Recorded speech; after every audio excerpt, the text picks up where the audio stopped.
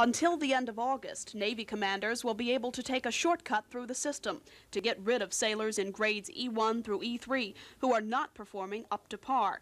It's called Project Upgrade. The Navy's theory is that the quickest route to readiness is to rid the ranks of those marginally effective sailors who are putting a strain on the short supply of petty officer supervisors. We can do that by not having to spend as much supervision time, if you will, with the poor performers, the marginal performers, the performers that so often in a situation where one person will take 50% of a supervisor's time while the other 10 good guys, if you will, don't get the attention that they need and deserve. During Project Upgrade, if a sailor agrees, his commander can give him an honorable or general discharge without having to go through the regular lengthy hearing process. If the sailor does not want to leave the Navy, he can refuse the discharge, and his commander can start those regular proceedings. Some commanders say they don't have any sailors who will be candidates for Project Upgrade, but others expect to take advantage of the opportunity to clean out the ranks. The Navy says its new policy is designed to show that it's serious about maintaining a high level of battle readiness by weeding out the people who aren't benefiting the fleet. It won't know how many people fall into that category until at least September. At the Norfolk Naval Base, Kathy Mitkiff, The Daily News. Navy Secretary John Lehman inspected the 2nd Fleet Honor Guard, making sure its sailors measured up to the Navy's new standards. But Secretary Lehman said the new push for pride and professionalism is symbolic of a deeper commitment. The President understands, the Secretary of Defense understands, that they are but props to the heart of our naval recovery program and our national leadership, and that is the superb quality of our naval leaders. Atlantic Fleet Commander Harry Train warned about the dangers of allowing our naval strength to deteriorate.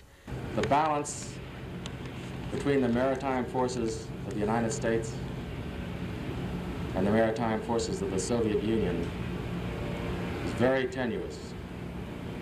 No longer can we say that the United States enjoys any margin of maritime superiority. Everything is in the gray area. The 2nd Fleet is responsible for operations in the Atlantic from pole to pole and from the coast of the United States to the shores of Europe and Africa, as well as the waters around South America.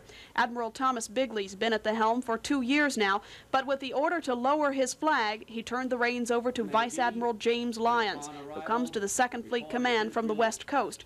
Admiral Bigley will report to Washington to become Director of Plans and Policy in the Office of the Joint Chiefs of Staff. At the Norfolk Naval Base, Kathy Mitkiff, The Daily News. Captain William Fogarty was still beaming from the news of his new assignment when he met with reporters. He'll leave his post as commander of Destroyer Squadron 10 within a few weeks to assume what is clearly one of the most prestigious commands in the Navy. It came as a complete surprise.